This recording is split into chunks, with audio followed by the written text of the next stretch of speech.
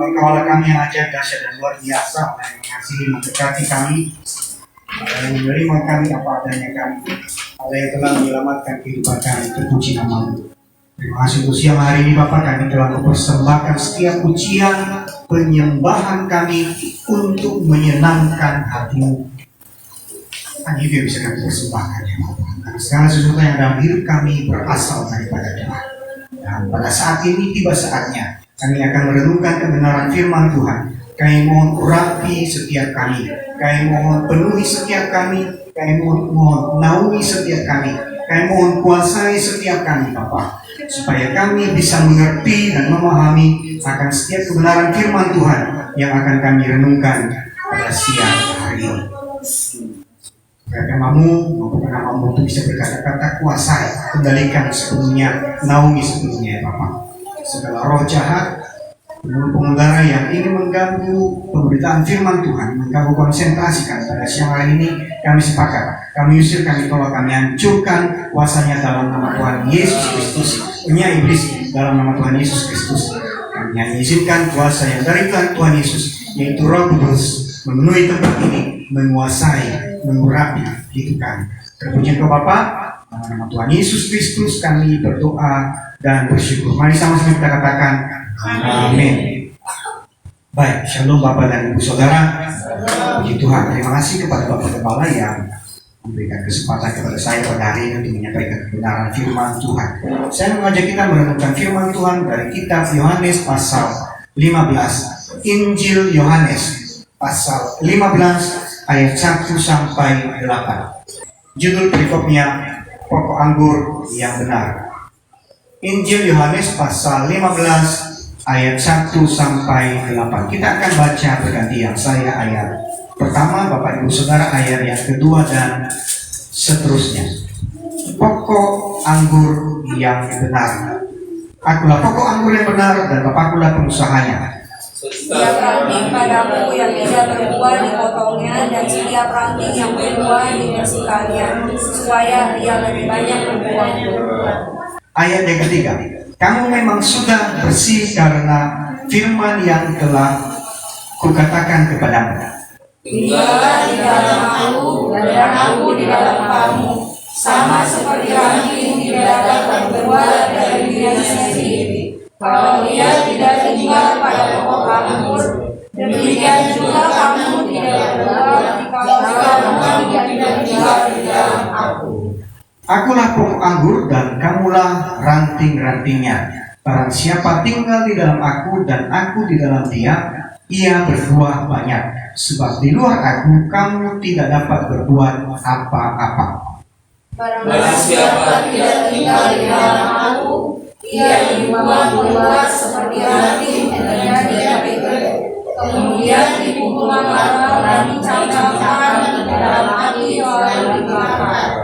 Jikalau kamu tinggal di dalam aku dan firman-Ku tinggal di dalam kamu, mintalah apa saja yang kamu kehendaki dan kamu akan menerimanya.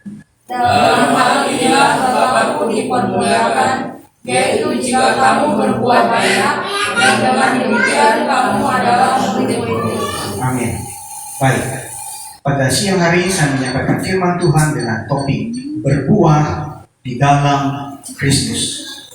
Penekanannya di dalam Kristus. Jadi di luar Kristus kita berbuah, hanya terdapat perbedaan antara berbuah di dalam Kristus dengan berbuah di luar Kristus. Dan biasanya berbuah di dalam Kristus itu pasti baik hasilnya. Nah, di dalam Kamus Besar Bahasa Indonesia, artinya berbuah adalah ada buahnya. Sekali lagi, di dalam Kamus Besar Bahasa Indonesia, kata berbuah artinya ada buahnya. Artinya ada sesuatu yang dihasilkan. Nah, hasilnya ini bisa baik, bisa tidak baik. Di beberapa kali dan minggu di beberapa kali saya datang ke tempat ini ngobrol dengan Bapak Gembala, dan kadang kami iseng, kami ke belakang, di belakang itu ada pohon jambu dan kami petik. Dan kalau buah jambunya itu tidak terlalu matang sekali, agak tua sedikit, tidak busuk. Tetapi kalau sudah terlalu matang sekali, biasanya agak sedikit busuk dan ada ulatnya di dalamnya. itu jambu. Nah, kadang-kadang mangga ada berbagai rasa. Ada yang rasanya asam, ada yang rasanya manis sekali.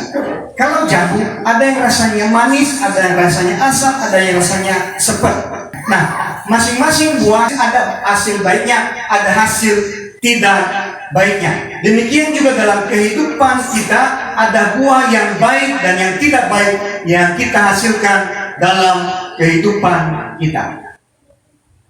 Menurut saya, ya, saya cari-cari di dalam Google, saya coba tanya-tanya Mbak Google, saya tidak ketemu.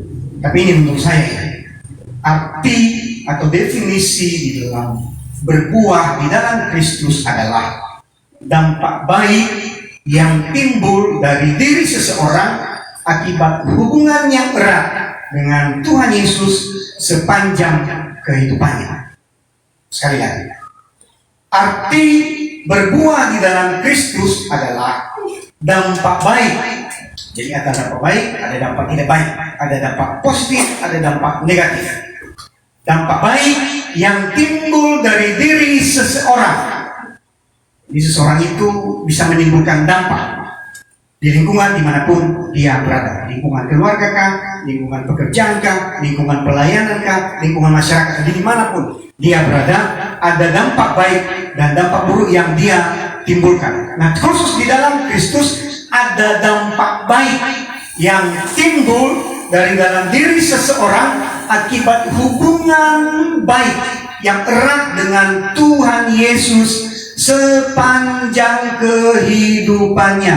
Jadi bukan cuma kemarin saja, bukan cuma hari ini, bukan cuma besok saja, tapi sepanjang seseorang tersebut hidup di dalam Tuhan Yesus Kristus, maka pasti akan muncul dampak baik dalam kehidupannya sepanjang kehidupannya. Bukan kemarin saja, bukan hari ini saja, bukan hanya besok saja, tapi sepanjang kehidupannya, sepanjang dia hidup di dalam Kristus, maka berbagai dampak baik akan timbul dalam kehidupannya. Itu berbuah di dalam Kristus menurut saya. Bapak Ibu bisa lihat lagi nanti di berbagai literatur kira-kira apa definisi sebenarnya daripada berbuah di dalam Kristus. Nah, artinya begini, ada dampak baik yang timbul dari dalam diri seseorang yang dirasakan oleh orang lain. Apakah itu istri atau suami di dalam keluarga, apakah itu orang tua, saudara atau anak di dalam keluarga, apakah itu tetangga kiri kanan ketika di mana kita tinggal, atau rekan-rekan pekerjaan di mana kita bekerja, atau rekan-rekan anggota jemaat di mana Tuhan izinkan kita bertumbuh dan tertanam dalam sebuah persekutuan di dalam Tuhan Yesus Kristus. Jadi ada dampak yang timbul dari diri seseorang yang dirasakan oleh orang lain. Itu berbuah di dalam Kristus. Nah, ada sikap dewasa dalam berbagai hal yang diperlihatkan oleh seorang anak Tuhan kepada siapapun dan dimanapun. Jadi sikap atau kondisi dewasa seseorang menunjukkan atau menggambarkan seorang anak Tuhan yang telah melalui berbagai tahapan-tahapan dalam kehidupan ini, berbagai proses dalam kehidupan ini, dalam mengiring Tuhan Yesus Kristus, dalam pengiringan imannya di dalam Tuhan Yesus Kristus, dan bertumbuh menuju kepada kematangan iman, semakin matang, semakin dewasa, semakin baik lagi dalam kehidupannya. Itu dewasa. Dan menjadi dewasa itu ditandai dengan berbuah, dan berbuah adalah salah satu indikator daripada kedewasaan. Indikator daripada dewasa itu ada berbagai hal. Indikator daripada kedewasaan, bisa berpikir positif, bisa mengakui kesalahan, bisa menerima keadaan lingkungan di mana dia berada. Itu indikator daripada kedewasaan. Dan salah satu indikator dewasa adalah berbuah. Dan berbuah di dalam Kristus seharusnya baik. Tidak boleh tidak baik, harus baik. Nah, di dalam Galatia pasal 5 ayat 22 ayat 23, Paulus menulis, tetapi buah roh ialah kasih, sukacita, damai sejahtera, kesabaran, kemurahan, kebaikan, kesetiaan, kelemah lembutan, penguasaan diri. Ada 9 buah roh yang ditulis oleh Paulus di dalam Galatia pasal 5 ayat 22 sampai 23. Dan kesembilan buah roh ini tercermin dari dalam diri seseorang dan berdampak di lingkungan di mana Tuhan tempatkan orang tersebut. Ya. Jadi Bapak Ibu bisa baca nanti dalam Galatia pasal 5 ayat 22 sampai 23. Nah, bagaimana caranya agar kita dapat berbuat baik? Kalau kita lihat yang barusan kita baca, perikop yang barusan kita baca tadi di kitab Injil Yohanes pasal 15 ayat 1 sampai dengan 8, ada berbagai hal sebenarnya yang Tuhan inginkan dalam kehidupan kita untuk kita lakukan agar supaya kita bertumbuh, agar supaya kita berbuah dan menjadi dampak baik bagi lingkungan di mana kita berada. Pada siang hari ini saya akan berusaha untuk bisa menjabarkan kepada kita ada 3 poin saja yang akan saya sampaikan kepada kita pada siang hari ini. Yang pertama, Yesus Kristus jadi pengusahanya. Di dalam ayat 1 tertulis, "Akulah pokok anggur yang benar dan Bapakkulah pengusahanya." Kadang dalam kehidupan kita, dalam berbagai aspek kehidupan kita, dalam segala sesuatu yang kita kerjakan, dalam segala aktivitas kita, kita sering sekali mengandalkan kekuatan kita, mengandalkan kemampuan kita. Mungkin kita juga mengandalkan orang-orang di sekeliling kita. Sering sekali kita melupakan Tuhan. Saya tidak tahu ketika Bapak Ibu keluar rumah, setiap kali pergi dari rumah selalu berdoa atau tidak. Itu hal kecil. Tapi itu salah satu wujud mengandalkan Tuhan dalam hidup ini. Dalam kehidupan saya kemanapun saya pergi, mau ke pinggir jalan, di jalan raya di depan kah, atau beli apa di warung misalnya, atau ke Indomaret misalnya, di dekat-dekat rumah saja, saya selalu berdoa terlebih dahulu, meminta perlindungan Tuhan dalam kehidupan saya, agar supaya saya aman dalam perjalanan ketika berangkat dan hingga bisa pulang ke rumah dengan selamat tanpa kekurangan suatu apapun nantinya. Itu salah satu wujud mengandalkan Tuhan dalam kehidupan saya. Artinya begini, saya menginginkan Tuhan yang menguasai, mengendalikan, Tuhan yang mengatur segala hal dalam kehidupan saya. Nah, di dalam ayat 1 ini Tuhan Yesus menginginkan bahwa Dia sendirilah yang berkuasa penuh atas kehidupan kita. Dia menginginkan agar supaya Dia yang mengendalikan kehidupan kita. Dia menginginkan agar supaya Dia yang menjadi Tuhan dalam kehidupan kita. Pada siang hari ini saya mengajak kita semua untuk membebaskan Tuhan, mengendalikan seluruh aspek hidup kita. Apapun dalam hidup ini, biarkan Tuhan yang mengendalikan, biarkan Tuhan yang mengaturnya. Apapun itu, yang besarkah, yang kecilkah, yang sepelekah, yang dimana sekecil apapun itu, biarkan Tuhan yang mengendalikan sepenuhnya. Bebaskan Tuhan. Bebaskan Tuhan membentuk kita, memproses kita seperti yang Dia mau, yang Dia inginkan dalam kehidupan kita. Berkali-kali saya tekankan begini, saya dengan istri saya memiliki begitu banyak perbedaan dalam kehidupan kami. Ya, saya tidak bisa membentuk istri saya seperti yang saya mau, tidak bisa. Tidak bisa. Saya menginginkan istri saya seperti A, seperti B, seperti C, tidak bisa. Tetapi saya serahkan kepada Tuhan agar supaya Tuhan yang membentuk saya terlebih dahulu, agar supaya saya bisa sabar menghadapi istri saya, menerima istri saya apa adanya dia. Kemudian biar Tuhan yang memproses, membentuk istri saya, agar supaya dalam kehidupan kami bisa bergandengan tangan untuk mencapai tujuan akhir kami, masuk surga. Tidak ada tujuan lain dalam kehidupan saya dan kehidupan istri saya selain pada masuk surga. Hanya itu tujuan akhir dalam kehidupan kami. Dan kami bebaskan, saya pribadi, saya membebaskan Tuhan bekerja dalam hidup saya, membentuk saya terlebih dahulu, kemudian membentuk istri saya seperti yang Tuhan mau, Tuhan inginkan, bukan seperti yang saya inginkan. Demikian juga istri saya tidak bisa mengatur saya, tidak bisa mengubah saya, tidak bisa membentuk saya seperti yang Dia mau dia inginkan. Dia harus mendoakan saya agar supaya Tuhan membentuk dia terlebih dahulu, kemudian membentuk saya, mengubah kehidupan saya seperti Tuhan mau, Tuhan inginkan dalam kehidupan kami, agar supaya kami bisa bergandengan di tangan, bekerja sama, melayani Tuhan, mengasihi Tuhan, dan berbuah dalam kehidupan kami. Saya mengajak kita untuk menjadikan Tuhan sebagai tempat kita bertumbuh, bersandar, dan menjadikan Dia jawaban dalam segala aspek kehidupan kita. Apapun persoalan masalah yang kita hadapi, apapun pergumulan kita, apapun kira-kira proses yang Tuhan izinkan sedang terjadi dalam kehidupan kita, mari jadikan dia sebagai sumber kekuatan dan sumber jawaban dalam kehidupan kita. Jadikan dia yang terbesar dalam kehidupan kita. Jadikan dia satu-satunya Tuhan dalam kehidupan kita. Jangan jadikan harta, kekayaan, siapapun dalam kehidupan kita menjadi yang terbesar dan menjadi Tuhan dalam kehidupan kita. Saya mengajak kita semua untuk menjadikan Tuhan Yesus saja yang terbesar, yang menjadikan Dia satu-satunya Tuhan dalam kehidupan kita. Tidak ada lagi selain Tuhan Yesus. Dia yang menjadi prioritas satu-satunya dalam hidup ini. Ini yang pertama. Yang kedua, ranting yang melekat pada Kristus harus dibersihkan. Firman Tuhan di ayat yang kedua, pasal Injil Yohanes pasal 15 ayat yang kedua.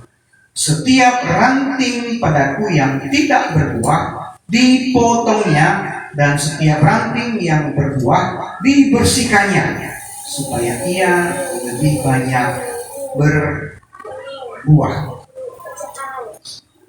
Saudara semuanya, kita masing-masing yang ada di dalam ruangan ini memiliki latar belakang masing-masing. Latar belakang keluarga, latar belakang sosial budaya, latar belakang pendidikan, latar belakang kebiasaan. Dan saya pastikan tidak ada yang sama, semuanya berbeda. Pasti berbeda. Tidak ada yang sama satupun. Yang mirip mungkin ada, tapi tidak sama. Ya, tidak sama. Nah, dalam setiap perbedaan-perbedaan kita ada kekurangan dan kelebihan masing-masing.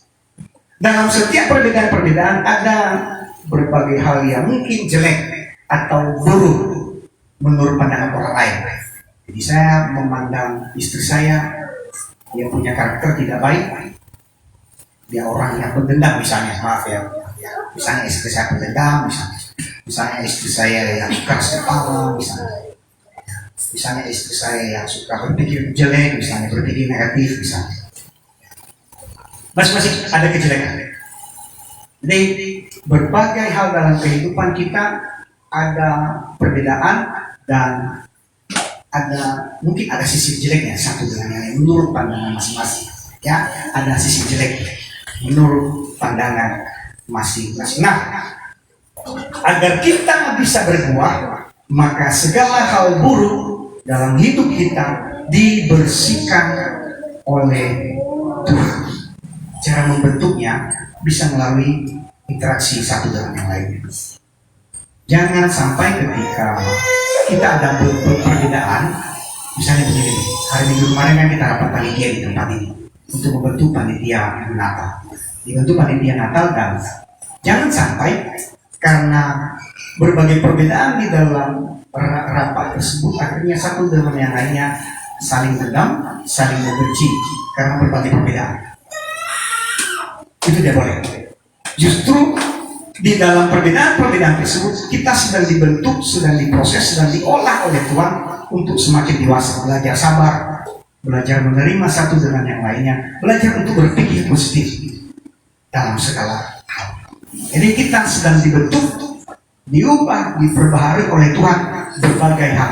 Bisa jadi juga dengan melalui berbagai persoalan masalah dalam kehidupan kita, apapun itu kira-kira masalahnya, Tuhan sedang membentuk kita, Tuhan sedang memproses kita, Tuhan sedang mengubah kehidupan kita. Jadi agar kita berbuah, segala hal buruk dalam hidup kita dibersihkan oleh Tuhan.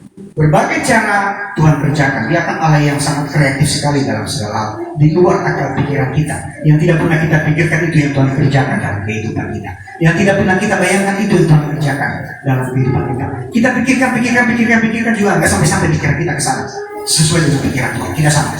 Ya. Di dalamnya juga lebih mendalam lagi nggak akan sampai pikiran kita dengan apa yang Tuhan pikirkan. Jauh sekali pikirannya Tuhan dengan pikiran Tuhan. Kreativitas Tuhan itu jauh sekali melebihi apa yang sanggup kita kreasikan dalam kehidupan kita. Jadi bebaskan Tuhan untuk membentuk saudara. Bebaskan Tuhan untuk memulihkan saudara. Bebaskan Tuhan untuk memproses saudara melalui berbagai cara, berbagai hal. Dalam segala situasi dan kondisi, lihat Tuhan di dalam. Tuhan sedang bekerja. Tanamkan hal itu dalam hati dan pikiran saudara. Jadi kita dibersihkan, karakter kita diubah, wawasan kita diubah, pola berpikir kita diubah oleh Tuhan. Berbagai hal dalam kehidupan kita terus diubah oleh Tuhan. Diubah, diperbarui. Dan itu terjadi sepanjang kehidupan kita. Bukan cuma kemarin saja, bukan cuma hari ini, bukan cuma besok saja. Tapi sepanjang kehidupan kita terus diproses, diolah, dibentuk, diubah oleh Tuhan dalam kehidupan kita. Ketika saya menyampaikan firman Tuhan tentang mencari Tuhan beberapa tahun lalu, kalau saya sempat menyampaikan sebuah kalimat begini. Pola berpikir membentuk kebiasaan. Kebiasaan membentuk karakter. Karakter membentuk nasib. Dan nasib menentukan pola pikir kembali. Nanti Bapak Ibu bisa cari di Google. Nanti ini saya ketemunya di Google. Kalau salah, saya pertama dengar kalimat ini sekitar 2008 kalau salah. 2008 ada sebuah acara di Jakarta, saya dengar di Jakarta seorang hamba Tuhan yang punya pelayanan yang cukup besar di Indonesia ini, dia menyampaikan kalimat ini. Pola pikir membentuk kebiasaan. Jadi bagaimana pola pikir kita, itulah kebiasaan yang akan kita lakukan. Contoh begini. Saya nggak senang kalau misalnya sampah bertebaran di depan rumah saya. Jadi setiap kali saya keluar rumah, semua sampah, apapun sampah itu saya usahakan saya kumpulkan, saya tempatkan di tempat sampah. Saya masukkan di tempat sampah yang disediakan di depan rumah. Jadi sampahnya pun itu di depan rumah tetangga kami, rumah siapa saya ambil sampah tersebut, saya masukkan di tempat sampah. Karena pola pikir saya nggak bagus kalau misalnya sampah ada di depan rumah saya. Bukan tetangga saya yang jelek, saya juga jelek. Orang melihat orang yang bersih. Itu pola berpikir saya. Saya bersihkan. Nah, pola berpikir saya begini. Saya ingin sekali semua orang senang melihat saya. Karena kalau orang tidak senang kepada saya, ada dua kemungkinan. Saya disumpahin, saya dimaki-maki. Karena saya tidak disenangi oleh orang. Dan saya tidak mau hal itu terjadi dalam kehidupan saya. Jadi saya berusaha bagaimana caranya agar supaya semua orang dimanapun saya berada, orang senang kepada saya. Saya usahakan. Dan ketika orang lain senang kepada saya, maka siapapun yang melihat saya akan mendoakan hal-hal yang baik saja. Semua yang baik saja didoakan khusus untuk saya. Itu pola berpikir saya. Jadi pola berpikir membentuk kebiasaan. Kebiasaan membentuk karakter. Jadi kebiasaan kita, begitulah karakter kita nanti. Begitulah sifat kita nanti. Apa yang menjadi, apa yang terbiasa kita lakukan. Karakter membentuk nasib. Ketika karakter kita misalnya tidak bisa berinteraksi dengan orang, kan kita susah untuk bisa mendapat bekerja sama dengan orang. Jadi ketika ada peluang usaha misalnya, peluang bisnis misalnya, susah bekerja sama dengan orang lain. Saya punya tetangga di sebelah kiri rumah kami, namanya Bapak Imam. Beliau orang Pandeglang. Sejak kemarin sore beliau sekeluarga pulang ke Pandeglang dan mungkin hari Selasa baru akan pulang. Beliau mengaji di samping kiri rumah kami. Karena hubungan yang dekat dari awal, sekitar 2 minggu atau 3 minggu lalu beliau datang ke rumah kami dan kami ngobrol di teras rumah kami, dan beliau menyampaikan ada sebuah peluang usaha yang disampaikan oleh temannya, dan beliau sedang berusaha bagaimana caranya agar supaya usaha tersebut bisa kami kelola, kami bekerja sama mengelolanya sampai hari ini berujung dengan berbagai hal sampai hari ini. Ya saya pribadi saya berharap kalau bisa usaha itu bisa kami kelola. Nah itu bisa terjadi karena ada hubungan baik. Itu bisa terjadi karena Bapak Imam Sutirman senang dengan saya, suka dengan saya, dan dia merasa tenang dengan saya. Seandainya dia tidak tenang dan tidak senang dengan saya, mustahil dia datang ke daerah rumah saya, ngobrol dengan saya, mustahil. Tidak akan pernah mungkin bisa terwujud. Jadi karakter membentuk nasib. Jadi karena karakter saya yang baik, bisa berkomunikasi dengan Bapak Imam, maka dia bekerja sama dengan saya. Dan berbagai peluang-peluang bisa kami ciptakan bersama. Masih baik muncul dalam kehidupan kami. Dan nasib menentukan pola pikir kembali. Bagaimana seorang tukang becak, demikianlah pola berpikir seorang tukang becak. Bagaimana nasib seorang yang kerjanya cuma maling saja, ya begitulah yang itu terus yang dia pikirkan, bagaimana caranya supaya dia terus-terus menjadi maling. Terus yang bicara itu terus. Ketika seseorang menjadi seorang pedagang di pasar, maka pola berpikir seorang pedagang di pasar lah yang ada dalam pikirannya. Ya. Jadi nasib menentukan pola berpikir kembali. Yang dipikirkan oleh seorang pedagang di pasar, bagaimana caranya supaya hari ini penjualan baik. Apa kira-kira yang harus saya beli lagi, dari mana saya dapatkan sumber barangnya, bagaimana kira-kira cara menjualnya, berapa kira-kira keuntungannya, bagaimana supaya barang ini tidak busuk. Jadi nasib menentukan pola pikir kembali. Sekali lagi saya ulangi, pola pikir membentuk kebiasaan, kebiasaan membentuk karakter, karakter membentuk nasib, dan nasib menentukan pola pikir kembali. Nah, berbagai hal jelek yang tidak sesuai dengan kebenaran firman Tuhan dalam diri kita dibersihkan dan diubah oleh Tuhan.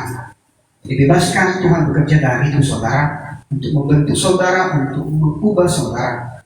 Lihat Tuhan Yesus saja dalam hidup saudara. Jadi jangan pernah berpikir kenapa harus begini, kenapa harus begini, kenapa kemarin si A itu ngomongnya seperti itu. Lihat Kristus dalam kehidupan saudara. Lihat saja berbagai kejadian itu menjadi alat Tuhan untuk membentuk, memulihkan, mengubah hidup saudara dan saya. Dan ketika hidup kita sudah dibersihkan oleh Tuhan, maka buah yang baik itu akan muncul dari dalam kehidupan kita. Itu yang kedua. Yang ketiga, firman Tuhan tinggal di dalam kita. Di dalam kitab Yohanes pasal 1 ayat 1 berkata, firman Tuhan itu adalah Allah sendiri. Firman Tuhan itu adalah Tuhan Yesus sendiri. Nah, Tuhan Yesus dapat tinggal di dalam kita jika kita menerima Dia sebagai Tuhan dan Juru Selamat dalam kehidupan kita. Dan kita bisa menerima Tuhan Yesus dalam kehidupan kita sebagai Tuhan dan Juru Selamat hanya ketika kita memiliki pengenalan akan Tuhan Yesus itu sendiri. Jadi, saudara harus mengenal kuasanya, saudara harus mengenal jaminan keselamatan, kepastian keselamatan di dalam Tuhan Yesus Kristus. Saudara harus mengenal kasih-Nya yang mau mati di atas kayu salib membebaskan dosa-dosa saudara. Saudara harus mengenal berbagai hal dalam diri Tuhan Yesus Kristus. Apapun itulah, terperinci dari kitab Kejadian sampai Wahyu, terperinci bagaimana Tuhan Yesus itu.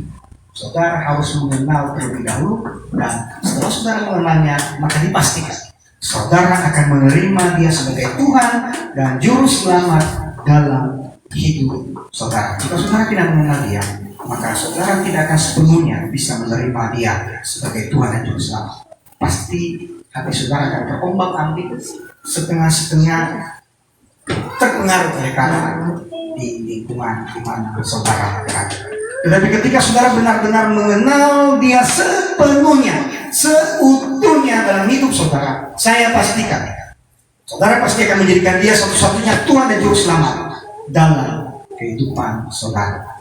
Jika saudara masih belum memiliki pengenalan akan jaminan keselamatan dalam Tuhan Yesus Kristus, lain waktu Bapak Ibu saudara bisa konsultasi dengan Bapak Gembala, Ibu Gembala, atau dengan saya, kita bisa berbicara lebih dalam lagi, membicarakan tentang jaminan keselamatan, kepastian keselamatan di dalam Tuhan Yesus. Nah, proses menuju kerohanian yang berbuah pada umumnya ditempuh dengan tahapan berakar di dalam Kristus, bertumbuh di dalam Kristus, dan berbuah. Jadi berakar, bertumbuh, dan berbuah. Ya, gambarnya begitu ya. Saya ekspresikan gitu. Berakar, bertumbuh, dan berbuah. Itu proses menuju kerohanian yang berbuah. Nah, untuk berakar di dalam Kristus maka perlu dan semestinya kita membuka hati dan pikiran kita untuk menerima firman Tuhan dalam kehidupan kita, sehingga kita dibangun di dalam Dia dan bertambah teguh di dalam Kristus. Jadi kalau saudara mau semakin terus bertumbuh di dalam Kristus, maka saudara harus menerima setiap kebenaran firman Tuhan dalam diri saudara. Dan pribadi yang berakar di dalam Tuhan memiliki kerohanian yang disirami dengan firman Tuhan setiap hari, setiap saat, setiap waktu, dan hidup di dalam iman yang benar, bukan hidup di dalam iman yang terombang-ambing, tapi hidup di dalam iman yang benar dalam Tuhan Yesus Kristus. Jadi pribadi yang berakar di dalam Tuhan Yesus memiliki kerohanian yang tersirami terus setiap saat, setiap waktu. Sekali lagi, pribadi yang berakar di dalam Tuhan Yesus Kristus memiliki kerohanian yang terus-menerus disiram dengan firman Tuhan dan hidup di dalam iman yang benar, bukan di dalam iman yang terombang-ambing, tapi iman yang benar, yang teguh, yang kuat, yang pasti di dalam Tuhan Yesus Kristus. Nah, tahapan bertumbuh memberikan gambaran kerohanian yang terus-menerus mengalami perkembangan, mengalami pengenalan akan Tuhan dalam kehidupan, dan ada karunia-karunia dalam pelayanan. Jadi seseorang yang bertumbuh di dalam Tuhan Yesus Kristus akan terus-menerus mengalami perkembangan, akan menerima berbagai karunia-karunia dalam kehidupannya. Itu seseorang yang terus-menerus bertumbuh. Sedangkan tahap berbuah adalah tahap di mana seseorang mengeluarkan hasil yang ditemukan dari kehidupan seseorang tersebut. Tahap berbuah adalah waktu mengeluarkan hasil yang baik yang ditemukan dari kehidupan orang tersebut, orang-orang yang percaya di dalam Tuhan Yesus Kristus. Jadi kalau saudara mau berakar, bertumbuh, dan berbuah di dalam Tuhan Yesus, maka saudara harus rajin membaca Alkitab setiap hari. Saudara harus membaca berbagai literatur gereja setiap hari. Saudara harus hidup dalam komunitas, dalam persekutuan setiap hari, setiap waktu. Bangun hubungan dengan Tuhan melalui baca Alkitab, melalui doa pujian dan penyembahan, melalui persekutuan dengan orang-orang seiman di dalam Tuhan Yesus Kristus. Saya bergabung dalam sebuah grup di Facebook. Nama grup itu Sejarah Kita. Beberapa tahun lalu ada sebuah topik begini. Kan di dalam kitab Samuel itu ada kalimat begini: roh jahat yang dari Allah memasuki atau menghinggapi Saul. Jadi yang memposting itu nanya, emangnya roh jahat itu ada dari Allah? Jawabannya kurang lebih begini. Ini contoh aja ya, untuk bisa memiliki pengenalan akan Allah, untuk bisa bertumbuh di dalam Tuhan. Begitu pentingnya firman Tuhan itu kita baca. Ini gambaran saja. Kurang lebih jawabannya begini. Di dalam konteks teologi perjanjian lama, segala sesuatu itu diumpamakan berasal dari Allah, padahal sebenarnya bukan. Roh Allah, roh jahat yang menghinggapi Saul itu sebenarnya bukan dari Allah, tetapi Tuhan izinkan itu masuk ke dalam Saul. Hanya saja penulisnya membuat persamaan saja, secara teologis membuat berasal dari Allah. Padahal sebenarnya Tuhan izinkan roh jahat masuk ke dalam Saul dan menguasai Saul. Itu bukan akal. Tapi secara teologis dibuat persamaan saja semua seakan-akan seperti dari Allah. Itu kan bahasanya buat kita. Untuk lebih dalam lagi, silakan Bapak Ibu Saudara baca berbagai literatur. Teknologi sudah canggih, kita manfaatkan kecanggihan teknologi. Manfaatkan kecanggihan teknologi untuk lebih mengenal Allah lagi dalam kehidupan kita. Jadi firman Tuhan tinggal di dalam kita. Nah, Bapak Ibu Saudara, kita harus berbuat dan bawa dampak baik bagi setiap orang di sekeliling kita. Dewasa dan berbuah adalah sasaran dari kehidupan setiap anak-anak Tuhan. Itu sasarannya. Tujuan akhirnya masuk surga, ya. Tapi itu sasaran selagi kita ada di dunia ini. Selagi kita hidup menjadi pribadi yang dewasa dan berbuah, itu adalah sasaran atau tujuan daripada setiap anak-anak Tuhan selagi masih hidup di dunia ini. Dan Tuhan akan menjadi senang manakala buah yang baik ditemukan dalam kehidupan kita. Dan buah itu akan senantiasa menjadi alat untuk mempermuliakan nama Tuhan.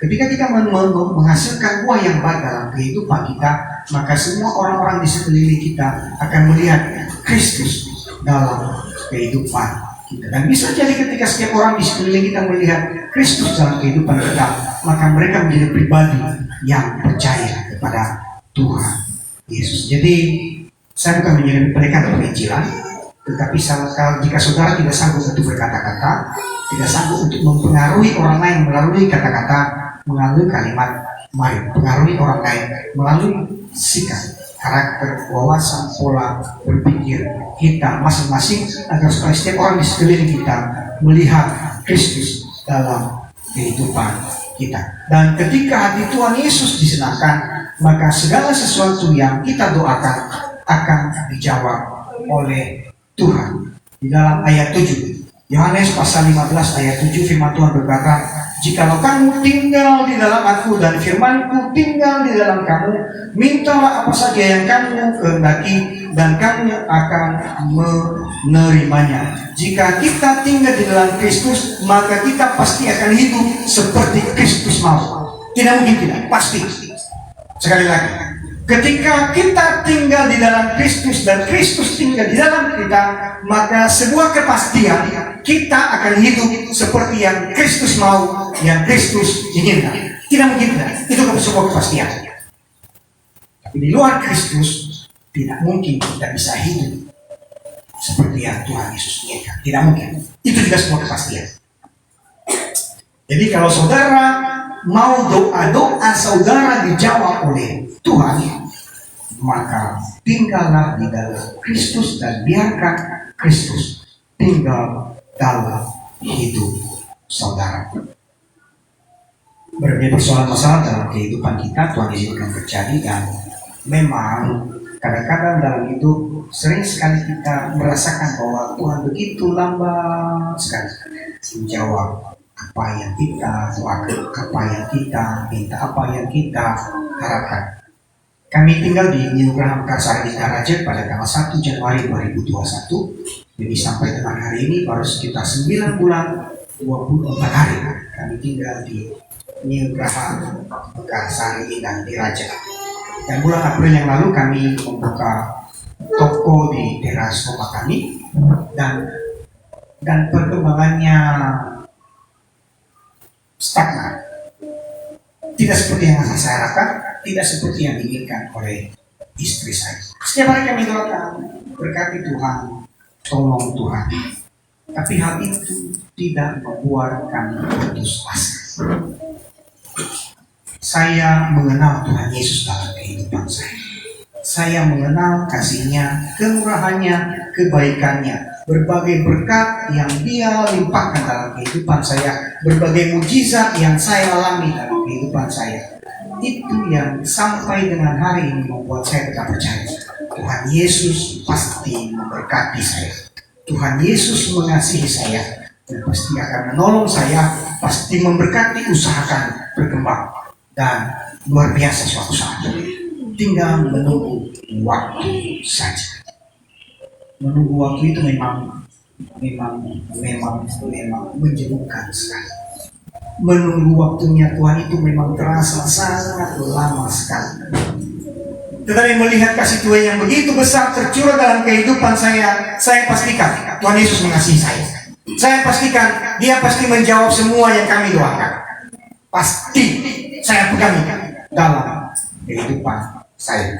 Nah, seperti yang saya ceritakan tadi, kami punya tetangga di kiri rumah kami, di sebelah kiri rumah kami, guru ngaji saudara, orang Pandeglang. Guru ngaji dan pendeta hidup bersebelahan, bukan yang gampang. Dalam beberapa situasi dan kondisi ketika kami ada kegiatan, ketika ada kira-kira ngobrol dengan kami, Pak, saya beberapa kali mengucapkan kalimat. Yang satu pendeta Pak, yang satu lagi guru ngaji. Semua ketawa. Warga dan pengurus RT di lingkungan kami berada tertawa mendengar kalimat saya. Nah, puji Tuhan, dalam kondisi seorang guru ngaji dan seorang pendeta hidup berdampingan, bersebelahan, puji Tuhan, kami baik-baik saja sampai dengan hari ini. Dan saya lupa hari apa, malam-malam saya nggak tahu hari Rabu kah atau minggu yang lalu kah, malam-malam kami ngobrol di depan rumah kami berdua, kami ngobrol. Dan Bapak Imam ini menceritakan kepada saya bahwa ketika dia pulang kampung, dia bilang 2 minggu 3 minggu yang lalu, dia ceritakan kepada ibunya bahwa dia punya tetangga dan dia senang sekali dia punya tetangga seperti saya. Maaf, saya bukan menyembuhkan diri, maaf ya, tapi ini cerita dari Bapak Imam ini kepada saya. Dia ceritakan berbagai hal yang dia senangi tentang saya kepada orang tuanya di Pandeglang. Dia ceritakan. Akhir bulan yang lalu, kebetulan Bapak Imam ini dia ketua DKM di lingkungan di mana kami tinggal. DKM itu pengurus musola, Dewan Kanya Sadutan, M-nya musola, Dewan Musola, pengurus musola, Dewan Kehormatan Musola kan atau apa itu DKM. Ya, musola, pokoknya dia pengurus musola, dia ketuanya. Dia dipilih menjadi ketua DKM sekitar bulan April atau Mei yang lalu. Dan saya ikut memilih waktu itu. Suara saya yang memilih dia jadi ketua DKM. Sebagai ketua DKM, dia menjadi koordinator berbagai kegiatan hari raya Islam. Tanggal 19 kemarin kan Maulid. Dan rencana Maulid ini di lingkungan kami di musola tempat kami tinggal akan dirayakan tanggal 30 besok, hari Sabtu minggu depan. Hari Sabtu besok. Ya, hari Sabtu besok dirayakan. Akhir bulan yang lalu, kebetulan kami jual ATK di toko di daerah rumah kami jual ATK. Kami juga ada fotokopi. Nah, Bapak Imam ngomong ke saya begini, Pak Justin, minta tolong nanti saya butuh kertas manila warna hitam dan kertas yang warna berkilauan, warna emas. Saya minta tolong Bapak beli, nanti saya bayar pada Bapak nanti. Puji Tuhan, itu barang saya beli dan hari Jumat yang lalu barangnya sampai dan lalu saya serahkan kepada Bapak. Sebelum beliau berangkat sholat Jumat, saya berikan kepada dia 2 kertas manila dan 2 kertas emas. Kemarin pagi sebelum beliau berangkat ke Pandeglang bersama keluarga, beliau datang ke rumah kami. Dia bilang, Pak, itu kemarin berapa harganya? Saya bilang, untuk Bapak gratis. Anggap itu sebagai sumbangan dari saya untuk mensukseskan acara yang akan Bapak laksanakan. Yang penting dulu acara Bapak sukses, itu penekanannya aja. Saya bilang begitu. Jangan sampai acara Bapak gagal, harus sukses. Dan sebagai wujud dukungan saya agar supaya acara Bapak sukses, saya berikan cuma-cuma kepada Bapak sumbangan dari saya untuk Bapak. Jangan begitu Pak, betul, sumbangan dari saya. Kemudian dia bilang, ya kalau gitu minta 2 lagi kertas manilanya. Jadi ada 4 kertas manila dan 2 kertas berwarna emas untuk bahan selempang anak-anak yang akan memainkan tamborin di acara Maulid nanti. Jadi bahan selempang itu anak-anak ngaji yang beliau ajar setiap hari. Nah, yang mau saya sampaikan kepada kita begini, kalau dihitungnya Kalau dihitung kertas itu satunya itu taruhlah 2.500. 2.500 kali 6, 15.000. Kalau 3.000 dikali 6, 18.000. Saya sampaikan kepada kita begini. Saya sedang menginvestasikan sesuatu untuk hasil yang lebih besar ke depan. Melebihi 15.000, melebihi 15.000, melebihi 18.000 rupiah. Melebihi. Saya memberikan dampak baik kepada Bapak Imam untuk hasil yang lebih besar ke depan. Ada hasil suatu saat yang akan saya tuaikan. Bapak Gembala mengerti itu saya. Mungkin Bapak Ibu mengerti, nanti kita bicara. Bapak Gembala mengerti apa yang mau maksud itu. Yang saya maksud investasi dan hasil suatu saat ke depan. Maka saya pendeta. Itu kita tahu depan seperti apa pelayanan saya kita tahu. Mulai saat ini saya investasikan untuk hasil lebih besar ke depan. Dan mau tidak mau, apapun pekerjaan saya ke depan, mau tidak mau, beliau pasti mendukung saya.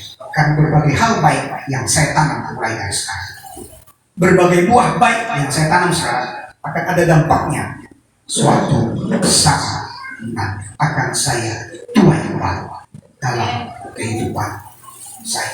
Jadi mari kita menjadi pribadi yang berbuah. Jika kita tidak berbuah baik, apa bedanya kita dengan orang-orang yang tidak mengenal Tuhan Yesus? Orang-orang yang tidak mengenal Tuhan Yesus Kristus, pola berpikir negatif dia, dendam ia, membenci ia, berbuat rusuh ia. Ada grup WA berbuat rusuh di dalam grup WA, berkata-kata yang tidak baik dalam grup WA dan hal-hal yang lain. Itu dampak daripada orang-orang yang tidak mengenal Kristus. Sebagai pribadi-pribadi yang sudah mengenal Kristus, mari kita menghasilkan buah yang baik, yang membawa dampak baik, membawa dampak positif bagi lingkungan dimanapun Tuhan Yesus tempatkan kita. Demikian firman Tuhan yang saya sampaikan buat kita semua. Mari kita berdoa. Tuhan Yesus, terima kasih untuk siang hari ini. Terima kasih untuk Roh Kudus yang memimpin kami, mengendalikan kami, menguasai hidup kami sehingga kami bisa merenungkan firman Tuhan tentang berbuah di dalam Kristus. Waktu terbatas Tuhan, yang sudah Anda sampaikan terbatas. Namun kami mau membebaskan kuasa Tuhan yang tidak terbatas bekerja dalam hidup semua kami yang ada di dalam ruang ini untuk memimpin, mengendalikan hidup kami seluruhnya, agar supaya kami memiliki buah dalam kehidupan kami, agar supaya hidup kami membawa dampak baik, membawa dampak positif bagi lingkungan di mana Tuhan Yesus tempatkan kami. Terpujilah Tuhan Yesus, urapi kami Bapak, penuhi kami. Terpuji Kau Bapa, dalam nama Tuhan Yesus Kristus kami berdoa dan bersyukur. Haleluya. Amin.